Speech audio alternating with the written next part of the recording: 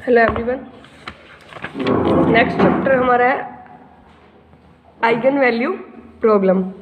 Eigen value problem में सबसे पहले तो हमें पता होना चाहिए कि आइगन वैल्यू क्या होती है, आइगन वेक्टर क्या होता है, करैक्टरिस्टिक मैट्रिक्स, करैक्टरिस्टिक पॉलिनोमियल क्या होती है। ए हमारे पास कोई भी क्या है, स्केयर मैट्रिक्स। ए हमारे पास अगर कोई स्क्वायर मैट्रिक्स है, lambda be any constant, lambda कोई भी एक कांस्टेंट है, तो जो मैट्रिक्स लिखते हैं ए माइनस लैम्डा आई करके, A minus lambda I where I is identity matrix, तो इस मैट्रिक्स को क्या बोलते हैं हम, characteristic matrix. A square matrix है, लैम्डा भी एनी कांस्टेंट, तो ए माइनस लैम्डा आई करके जो हमारी मैट्रिक्स आएगी उस मैट्रिक्स को क्या बोलते थे, करैक्टरिस्टिक मैट्रिक्स। उसके बाद होता है करैक्टरिस्टिक पॉलिनोमियल। पॉलिनोमियल क्या होता है, ए माइनस लैम्डा आई का अगर हम डिटर्मिनेंट, ए माइनस लैम्डा आई का क्या ले लें, डिटर्मिनेंट, तो उसको क्या बोलते थे, characteristic polynomial of a matrix A. Next उसके बाद है characteristic equation. Characteristic equation, equation क्या होती है, जब हम determinant A minus lambda I को इक्वल टू 0 रख दें तो वो हमारी क्या बन जाती है, करैक्टरिस्टिक इक्वेशन। उसके बाद है करैक्टरिस्टिक रूट या फिर आइगन वैल्यूज, करैक्टरिस्टिक रूट या फिर आइगन वैल्यू। ए माइनस लैम्डा आई का जब डिटर्मिनेंट को सॉल्व करेंगे, इक्वल टू 0 रखेंगे, वहाँ से लैम्डा की कुछ वैल्यू आएगी, वो लैम्डा की वैल्यू क्या होएगी हमारे लिए, आइगन वैल्यूज। लेआउट्स को आइगन वैल्यूज भी बोलते हैं, लेटेंट रूट भी बोल देते हैं, प्रॉपर रूट भी बोल देते हैं, या करैक्टरिस्टिक रूट भी बोल देते हैं। उसके बाद जो करैक्टरिस्टिक वेक्टर होता है, vector A X is equal to lambda X, A जो इक्वेशन जैसे हमारे पास टाइप के हैं, A X is equal to lambda X, इसको खोलेंगे जब A X minus lambda X equal to 0, तो A minus lambda I into X is equal to 0। तो इस जो एक्स है इसमें हमारा एक्स क्या है, नॉन ज़ीरो सॉल्यूशन, इसको हम क्या बोल देते हैं, करैक्टरिस्टिक वेक्टर। एक्स क्या है हमारे लिए, करैक्टरिस्टिक वेक्टर या फिर आइगन वेक्टर, करैक्टरिस्टिक वेक्टर या फिर आइगन वेक्टर। जैसे हम एक क्वेश्चन साथ के साथ सॉल्व कर देते हैं। ए हमारे पास कोई ये मैट्रिक्स है, 8 - 6 2 - 6 7 - 4 2 - 4 और 3, ये हमारे पास कोई मैट्रिक्स है। अब मेरे से कोई पूछे इसको, इसके ना आइगन वैल्यूज़ निकालो। आइगन वैल्यूज़ कैसे निकलती है, determinant of A minus lambda I को किसके इक्वल रख दो, 0 के इक्वल रख दो, वहाँ से जो लैम्डा की वैल्यू आएगी वो क्या होगी, आइगन वैल्यूज़। तो ए मैट्रिक्स है, ए माइनस लैम्डा आई निकाल देते हैं। ए माइनस लैम्डा आई मतलब ए मैट्रिक्स ये है, 8 - 6 2 - 6 7 - 4 2 - 4 3 माइनस लैम्डा इंटू आई मैट्रिक्स, आई भी आइडेंटिटी मैट्रिक्स ऑर्डर 3 की लेनी है। इसको सॉल्व करेंगे तो क्या आ जाएगा, 8 माइनस लैम्डा -6 -2 -6 7 माइनस लैम्डा -4 2 -4 और 3 माइनस लैम्डा। अगर इसको इसका डिटर्मिनेंट हम क्या रख दें, इक्वल टू 0, इसका डिटर्मिनेंट इक्वल टू 0 रखेंगे, इसको सॉल्व करेंगे डिटर्मिनेंट, तो लैम्डा की ना 3 वैल्यूज़ आएंगी। लैम्डा की एक वैल्यू आएगी 0 और 3 और 15। तो अगर कोई पूछे कि what are the eigen values, eigen values इसकी 3 आएंगी, क्योंकि 3 ऑर्डर की क्यूबिक इक्वेशन बनती है लैम्डा में, तो इसकी 3 वैल्यूज़ आ जाएंगी। 3 वैल्यू आएगी, एक 0 एक 3 और एक 15। तो 0 3 15 हमारे क्या है, आइगन वैल्यूज। उसके बाद सम प्रॉपर्टी हैं आइगन वैल्यूज की जो मोस्ट इंपॉर्टेंट है।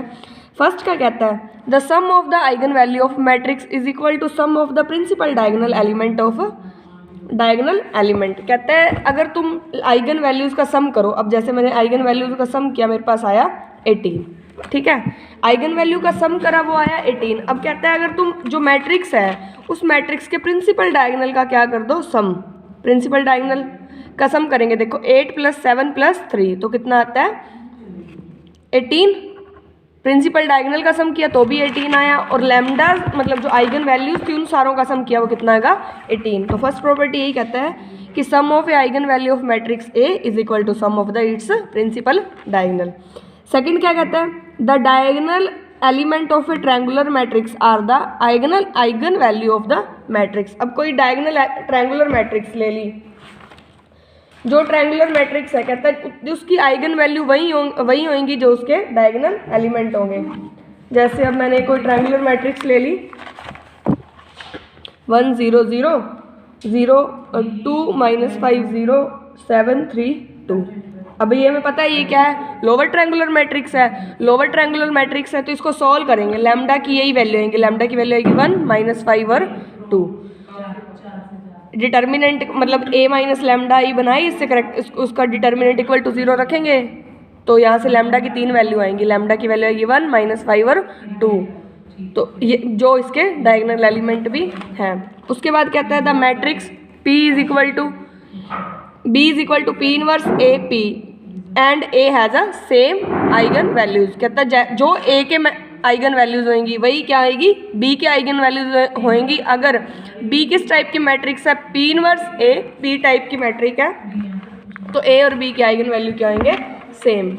उसके बाद फोर्थ प्रॉपर्टी कहती है कि matrix A and A dash मतलब ट्रांसपोज मैट्रिक्स और सिंपल मैट्रिक्स के आइगन वैल्यूज क्या होते हैं, सेम होते हैं but different eigen vectors, but eigen vector क्या होते हैं उसके डिफरेंट होते हैं। आइगन वेक्टर हम बाद में करेंगे, पहले आइगन वैल्यू पढ़ते हैं। उसके बाद लैम्डा 1 लैम्डा 2 और लैम्डा 3 अगर किसी मैट्रिक्स के आइगन वैल्यू हैं तो अगर उसका स्केयर कर दे मैट्रिक्स का, A स्केयर कर दो या फिर A क्यूब कर दो तो आइगन वेक्टर्स का भी क्या हो जाता है, स्केयर हो जाता है। लैम्डा 1 का स्केयर लैम्डा 1 जैसे अगर A स्केयर कर रहे हो तो लैम्डा 1 का भी स्केयर हो जाएगा और लैम्डा 2 का स्केयर और लैम्डा 3 का भी स्केयर हो जाएगा।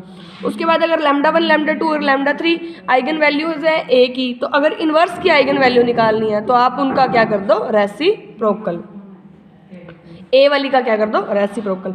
उसके बाद कहता है the product of the eigen values of a matrix A is equal to value of determinant. अब जैसे ये क्वेश्चन किया था, लैम्डा हमने 3 निकाले, अब लैम्डा की प्रोडक्ट कर दो, 0 × 3 × 15 करेंगे तो हमारा आंसर क्या आएगा, 0। ऐसे ही अगर तुम A का डिटर्मिनेंट निकालोगे, A जो मैट्रिक्स है उसका डिटर्मिनेंट निकालोगे क्या आएगा, 0 आएगा।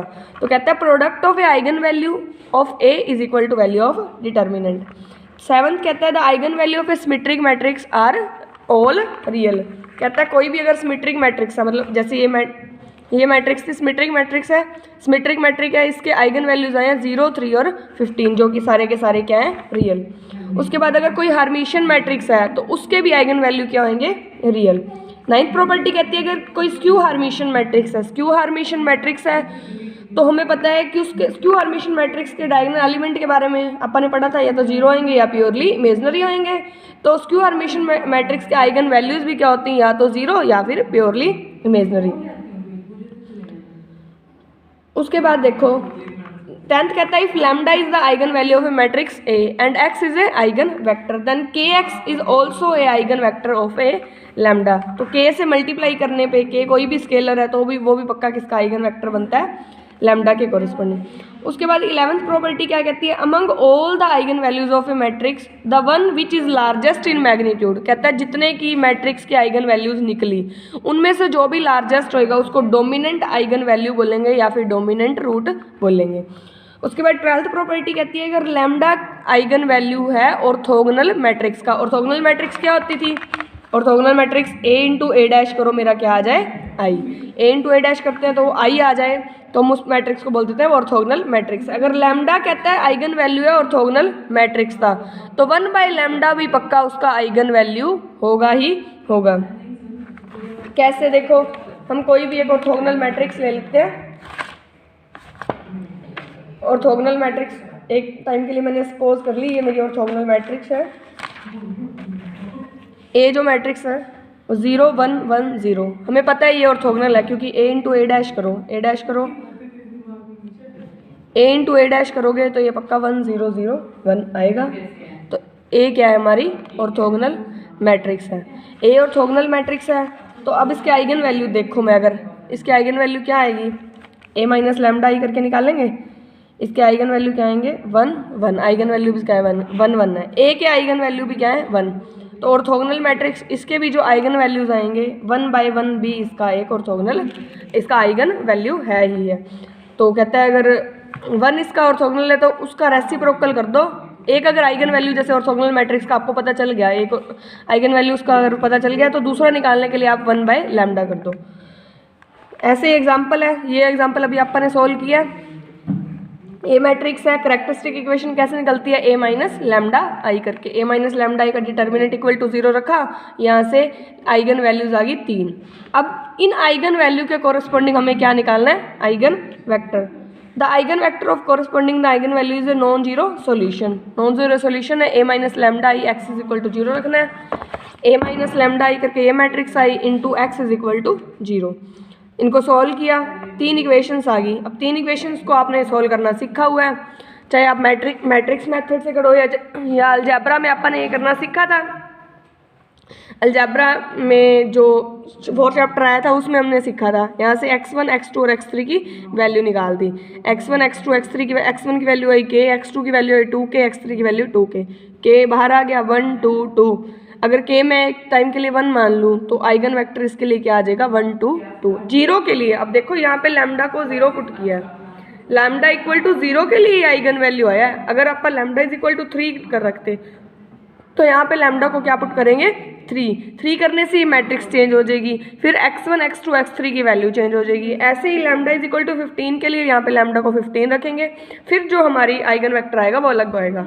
इन्होंने लिखा है for k is equal to 1 the non zero vector x is equal to 1 2 2 is a eigen vector corresponding to eigen value 0। मतलब यहाँ पे इन्होंने लैम्डा को 0 रखा होएगा तभी हमारा क्या आएगा आइगन वेक्टर। उसके बाद देखो जब लैम्डा को 3 पुट करोगे, लैम्डा को 3 पुट करोगे तो 8 माइनस 3 7 माइनस 3 3 माइनस 3, तो उसके कॉरस्पॉन्डिंग जो आइगन वेक्टर आएगा ये आएगा 2 1 2। और सिमिलरली जब लैम्डा को 15 रखोगे तो आइगन वेक्टर क्या आएगा अलग। तो आइगन वेक्टर के क्वेश्चन इजी हैं।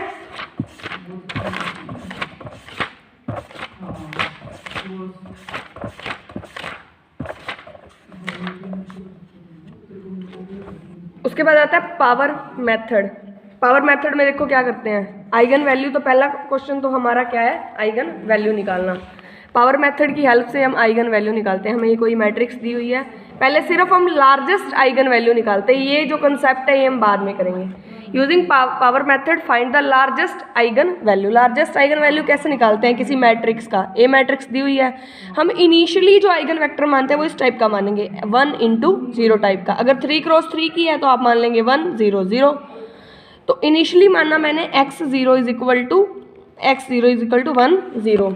तो क्या करेंगे पावर मेथड में a इंटू x0 करेंगे, a इंटू x0 करा, ये हमारा आ गया 4 1। अब क्या है जो इनमें से बड़ा है वो कॉमन कर दो, बड़ा क्या है 4 अगर इसमें से कॉमन आएगा तो ये 1 में से जब 4 कॉमन करेंगे तो 1 डिवाइड बाई 4 हो जाएगा, वो क्या आ जाएगा 0.25। तो अब देखो लैम्डा 1 जो first eigenvector eigenvalue आई वो क्या आई 4, और उसके कॉरस्पॉन्डिंग जो आइगन वेक्टर आया वो क्या आया 1 और 0.25। फिर अब फर्स्ट आइगन वेक्टर आ गया, इसके कॉरस्पॉन्डिंग हम क्या निकालेंगे सेकंड आइगन वेक्टर। तो a इंटू x1 किया, a वही मैट्रिक्स, x1 ये आ गया, मैट्रिक्स को सोल्व करने पे ही आ गया। अब इन दोनों में से बड़ा 4.75 बाहर निकालना, तो यहाँ आ गया 1 और 0.39, इसको इससे डिवाइड कर दिया। ठीक है, अब लैम्डा 2 क्या आ गया, मतलब सेकंड आइगन वेक्टर आ गया मेरा 4.5, इसके कॉरस्पॉन्डिंग आइगन वेक्टर 1 और 0.39। अब x2 के कॉरस्पॉन्डिंग हम x3 निकालेंगे, मतलब थर्ड आइगन वेक्टर निकालेंगे, तो a इंटू x2 करेंगे, फिर बड़ा जो है इनमें से बाहर निकाल दिया वो हमारा x3 आ गया। अब x3 के कॉरस्पॉन्डिंग हम x4 निकालेंगे। ये प्रोसीजर तब तक करते रहना है जब तक ये आइगन वेक्टर क्या ना आ जाए सेम। जैसे इन्होंने देखो ax5 निकाला, उसके कॉरस्पॉन्डिंग मेरा आइगन वेक्टर आया ये, ऐसे ही ax6 निकाला, उसके कॉरस्पॉन्डिंग मेरा आइगन वेक्टर ये आया। अब ये और ये अप्रोक्सीमेट सेम है। We observe that x5 and x6 are approximately same. तो लार्जेस्ट अगर जिस केस में ये दोनों सेम हो जाए हमें वहीं पे क्वेश्चन छोड़ देना है, और जो हमारा उसके कॉरस्पॉन्डिंग लैम्डा आ जाएगा वो क्या आ जाएगा 4.98, जो कि लार्जेस्ट आइगन वैल्यू होगी, और उसके कॉरस्पॉन्डिंग जो आइगन वेक्टर होगा 1 और 0.496। तो ये है पावर मेथड। पावर मेथड के क्वेश्चन करके देखने हैं, सिर्फ लार्जेस्ट आइगन वैल्यू के क्वेश्चन करके देखने हैं, अभी स्मॉलेस्ट के बारे में मत देखना। तो फर्स्ट क्वेश्चन हो जाएगा और सेकंड एग्जांपल, थर्ड एग्जांपल और फोर्थ एग्जांपल आपने ट्राई करने हैं।